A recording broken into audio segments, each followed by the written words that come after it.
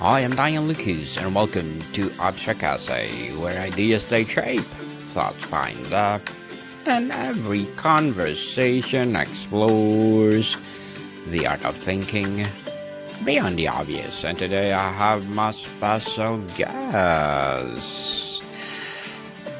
One of his advocacy, music industry professional tuned to marketing strategy, helping event business replace unpredictable referrals with systematic lead generation that works during the peak season and beyond. No other than Mr. Don Charles. Hey, nice to meet you. How you doing? Well, I'm fabulous, Mr. Dan. And can you please introduce more about yourself that I missed? Sure. So I'm Dan Charles, and I grew up with music in my blood from a very young age, and decided to kind of go out into making music and working as an audio engineer, which led on to me starting to run very small local events, which I eventually scaled up from 60-person kind of venues up to 3,000 plus venues, where I took part of every piece of that. And during that time, I got to meet with thousands of interesting people, bands, but also on the industry side as well, learning a lot more about different event services and the challenges they have with up and down seasons, profitability, and so forth.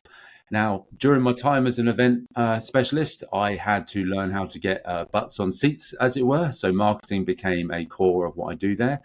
And when I started a family, I couldn't really spend the time being up till sort of 4 or 5 in the morning, multiple nights a week anymore. So I decided to start working on the marketing side of things. And that's when I started working with a lot more event services and really helping them kind of smooth out those peaks and troughs throughout the year, building scalable and repeatable systems for their businesses and helping them generate predictable revenue through their creative and logistical efforts. And that's when Codarity was born. And here we are today. Yes, indeed. And thank you so much for sharing your knowledge and wisdom to the world, Mr. Dan. And today let's talk about the insider's advantage. Why industry experience beats marketing theory every time. Beats marketing theory every time. In what specific scenarios does pure marketing theory fall short without the context of industry experience?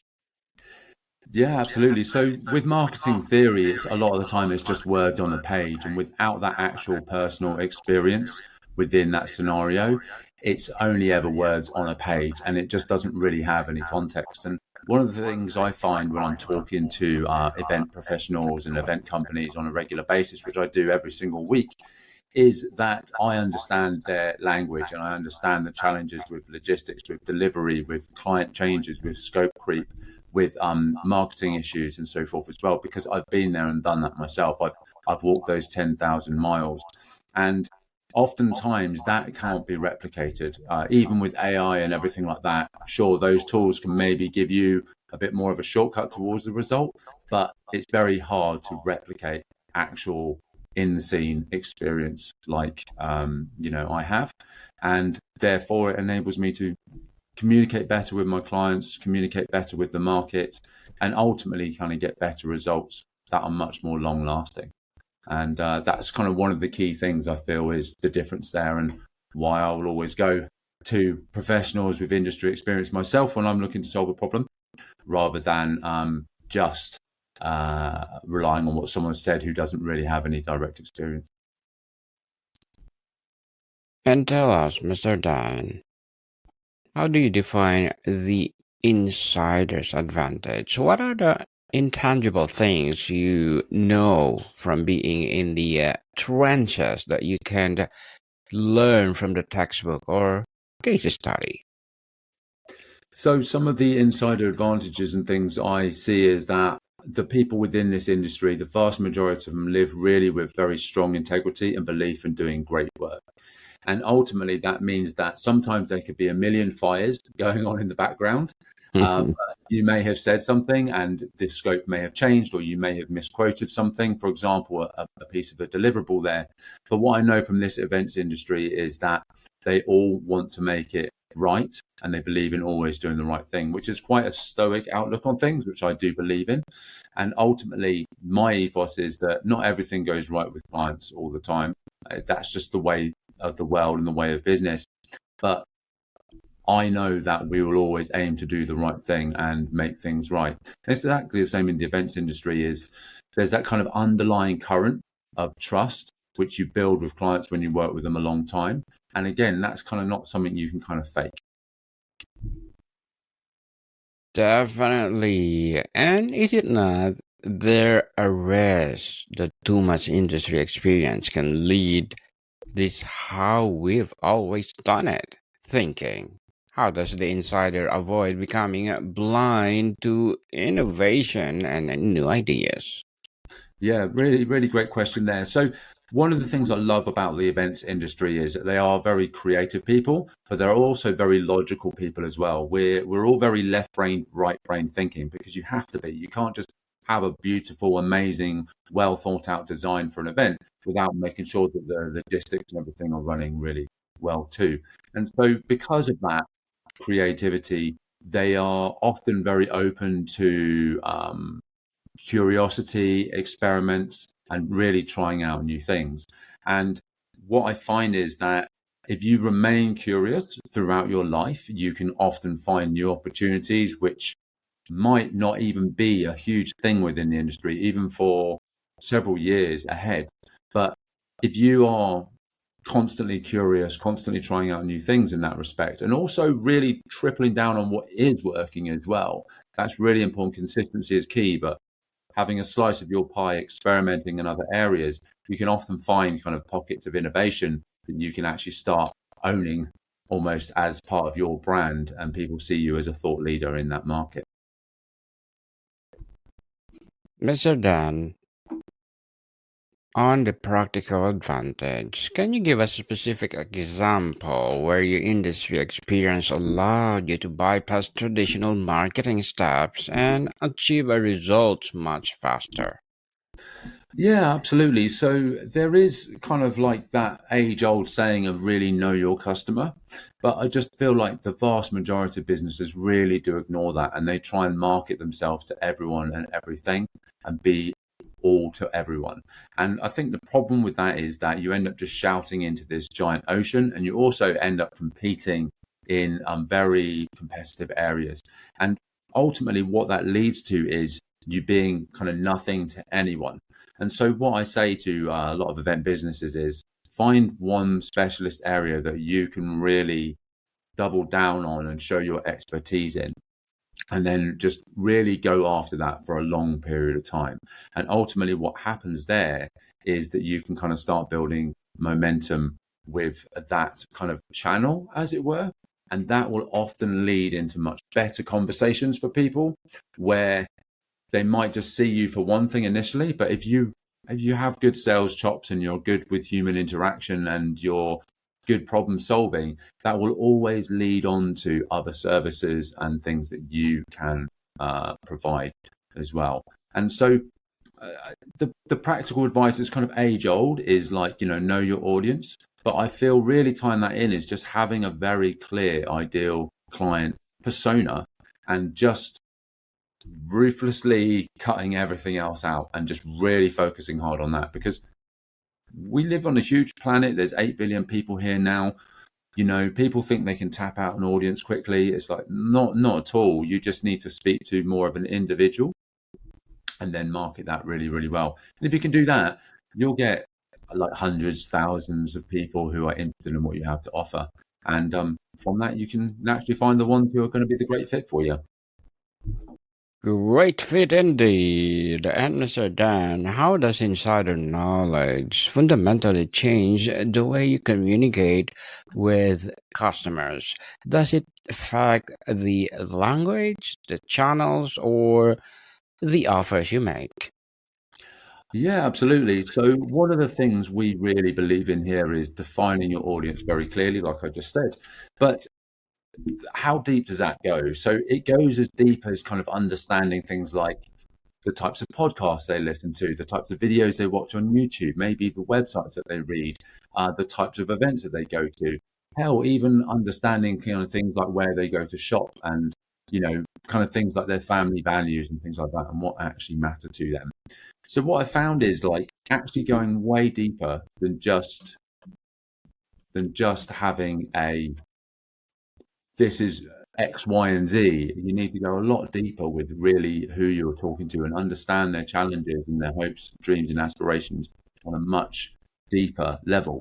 And then without the filters, you just talk much more genuinely to them, and much more like a human. And with AI, sure, we can scale that across multiple channels and we can do all this cool stuff where we can speed things up a lot. But ultimately, it still needs to be based on a core message of who you are, how you can help those people, and that you understand them better than anyone else, and that we're still all humans here and we're here to help each other. Helping each other for sure. For a new marketer without deep industry experience, what's the fastest way to gain that insider knowledge and credibility? So I'd say the fastest way is to not split your attention too widely across multiple different things all at once. Although it's tempting, we're naturally kind of inquisitive people. We want to learn, and people who are in these industries are often very growth minded and they want to learn multiple things. But it really helps to kind of spend the time and effort and energy to learn just a small handful of things at a time, ideally more related to each other. And that will naturally expand into other kind of topics and areas that you can improve your skill set with. But if you try and learn 20, 30 different things all at once, it's hard to be a master of any of them. So it's more about becoming a master of one thing.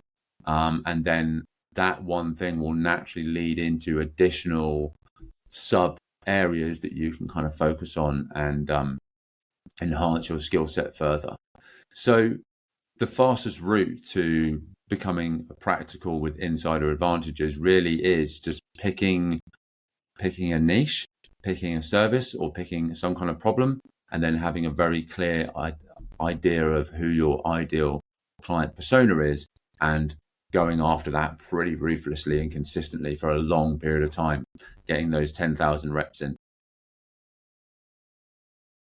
Mr. Dan, let's talk about mistakes. What is the common costly mistake that, well, theoretically sound marketer might make? Does someone with industry experience with inactively avoid? So, sorry, things experience to avoid, did you say? Sorry. Yes, Yeah. experience would inactively avoid. Yeah, sure. So I would say that there is a lot, there is talk out there that you can absolutely go it alone and you don't need help from anyone else. But ultimately, events are about bringing people together. And so if you aren't open-minded to making connections with other people, really helping other people whenever you can, you will struggle.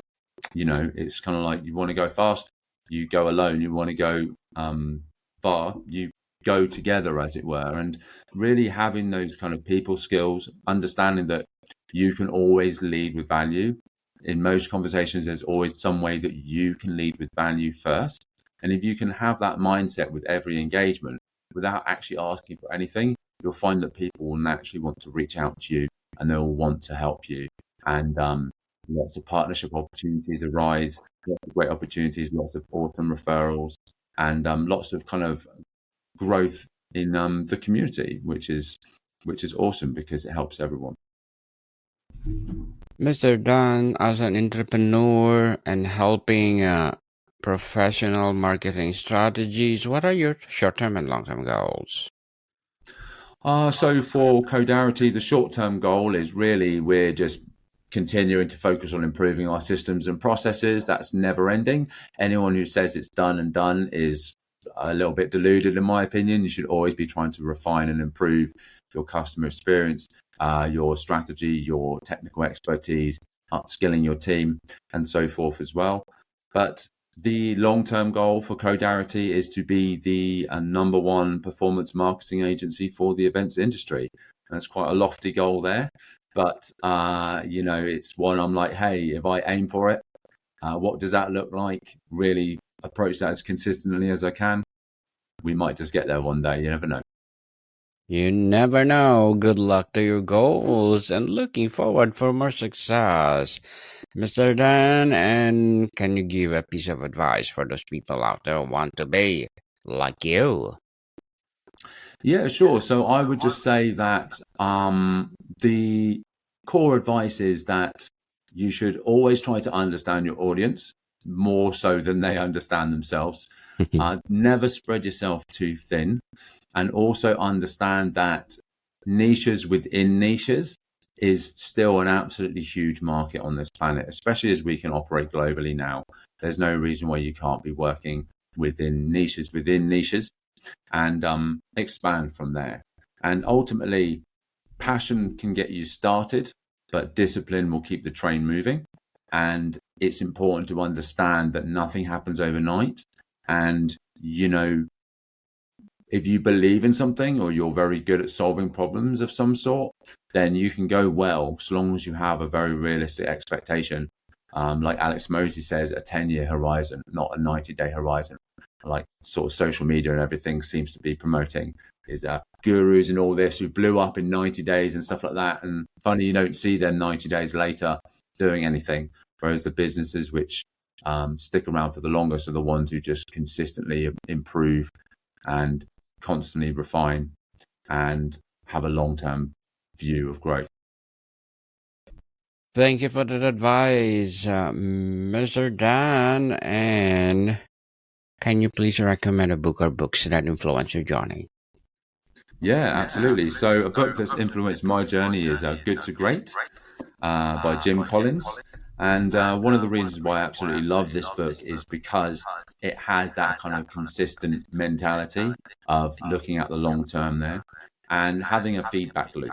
So understanding that sometimes problems happen, how do you solve that problem, and then move on to the next, and then each single step of that loop creates the hedgehog effect, as they call it, which I absolutely love. It's a bit odd when I talk to people about it, but one of the key things I loved about that was that analogy of the hedgehog effect. And it's something I've really lived true to for sort of 5-6 years now. I mean, I read that in 2019, just before we went into all the challenges with the pandemic and so forth as well. That really helped me guide a lot of my decisions moving forward. And it's something which really stuck with me for the long term and showed me how great businesses stick around for decades, sometimes hundreds of years, not just kind of weeks or months. And it's really kind of shown me quite a lot about the fact that things do go up and down. And if you weather that storm for the long term, you still get more at-bats, as it were. And the game never quits unless you quit. Yes, don't quit, people. Just continue. What are you doing? And play consistently. Consistency is the key. And thank you for that recommended book, Mr. Dan. And let's talk about the own challenges and objections. What is the most compelling argument you've heard from the theory first marketer, and how do you respond to it? So I've heard a lot about just there seems to be a bit of a mentality out there that you should be doing everything all at once. And that's a bit broken, because if you are yourself and your own, it's very hard to just do everything all at once. So it goes back to, where are you focusing your time and energy? And ultimately, I believe in just doing one thing really, really well for a very long, sustained period of time. And so I would always argue that if you put me or any other driven person up against someone who believes in doing everything all at once and someone who has their eye on one single target, you might both hit that target, but I know that the one who's singular focused on that one target will hit it way faster than the person who's trying to do everything all at once. So it's really just that 80-20 rule. Give yourself more mental bandwidth and understand that you can't do everything all at once. You can't be great at everything, as it were. You can only be, you can realistically achieve a few things in your life. So choose wisely what you want to achieve. Indeed. And Mr. Dan, tell us, in a rapidly changing industry, how do you keep your insider knowledge from becoming outdated? How do you stay fresh? Mm, mm. Yeah, so it goes back to just constantly remaining curious and just understanding that things are always changing. And I like to keep a pulse on things by actually doing things or working with my team on creating new things or understanding how things work and just exploring different options. And obviously, we've seen since kind of the end of 2022 coming into 2023, when things like ChatGPT launched, we've seen an absolute explosion across AI. And I don't want to go into AI because it's something we do heavily here, but the rate of expansion and the rate of progress is significantly speeding up. And it's kind of critical now that if you aren't continuously adapting to change and remaining curious and applying that consistency, you will 100% fall behind. And so there are tools, there are systems and things like that. And, obviously you can follow the right kind of people online to stay on top of those types of things. But I do feel that picking a good path, exploring that path, and just testing the waters is a good way to do that. But just don't make that all of what you do. It should be about 10-15% of what you do on a weekly, monthly basis. So you keep your eye on your target and your focus, but always have that window, that slice of your time dedicated to learning, trying, experimenting with new things. And that will kind of keep you sharp for the long term. And it's served me well for the last 10 years or so. Yeah. For a company hiring, how do they weigh a candidate, let's say, against the candidate's 10 years of direct industry experience? So the way I see it is, depending on kind of how you're hiring or who you're hiring, I prefer aptitude over academia every single time. I didn't do particularly well at school. I did very average in my GCSEs. I actually dropped out of college because I decided to start doing events and things like that, which I was making a success of in the music industry and things. So, I didn't do particularly well academically, but I'm still here and still growing. And so the way I see it is I would rather have someone who spent 3 years learning about how the industry works or applying themselves than someone who spent 3 years listening to a lecturer tell them about how the industry works. So realistically, it should be a case of if you are interested in kind of making your way in a certain industry, events being one of them, for example, then I'm still very much an advocate of just get your foot in the door. If you are interested in sound engineering, go and offer to do some sound engineering, things like that. When I started, I wanted to do events. So I started doing events for free, small little 50 capacity clubs and things like that, 50, 60 capacity, and built it up from there to the point where we were doing 3,000 plus and making like 5-6 figures from that. And so I would just say that if you don't have industry experience, there are lots of other applicable skills that you can get outside of school and academia that are going to be far more beneficial to your career path than just listening to lectures all day. And that's not to say university is a point not worthwhile. You can get a lot of benefit from that, but in my mind, I think you should be doing that alongside university. If you're doing educational work, you should be going out and getting real world experience right now, not waiting 3-4 years for that. So that's kind of how I look at it when I meet with people and potentially look at hiring, or when I'm talking with people about that, is what is their aptitude? What is their attitude like? Do they have any kind of transferable skills?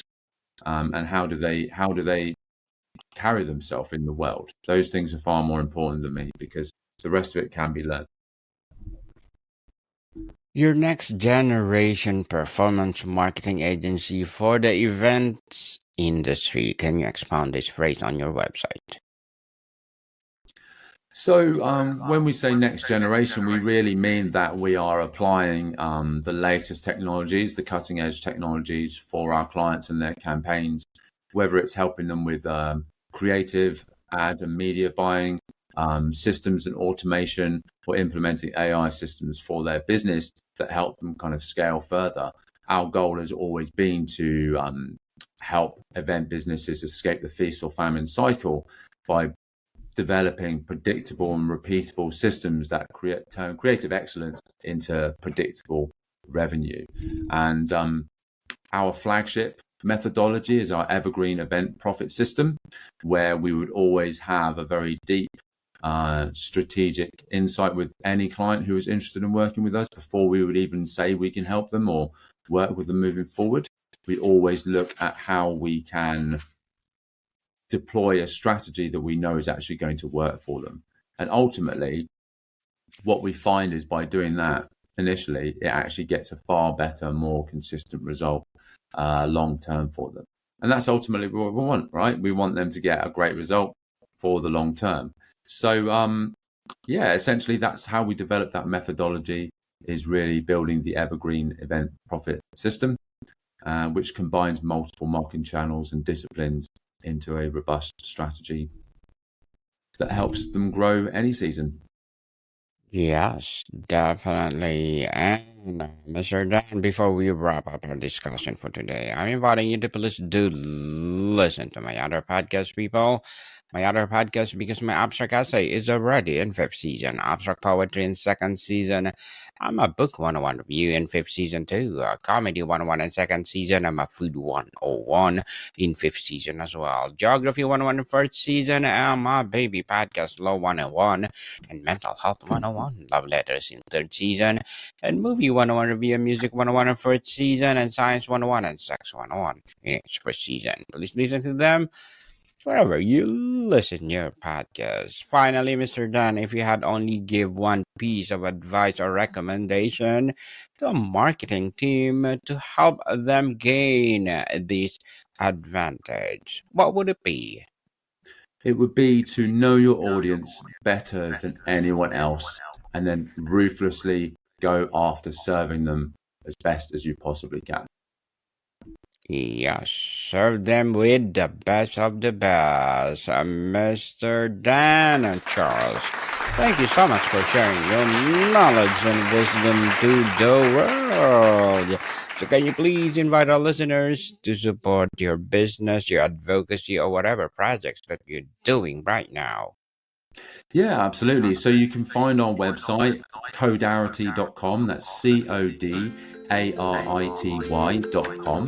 And on there, there's an offer to get a free initial event Evergreen Event Profit System strategy call. And from there, we can determine whether we can even help you. If you want to keep tabs on our social media, you can follow me on LinkedIn. You can find me LinkedIn/Dan Charles.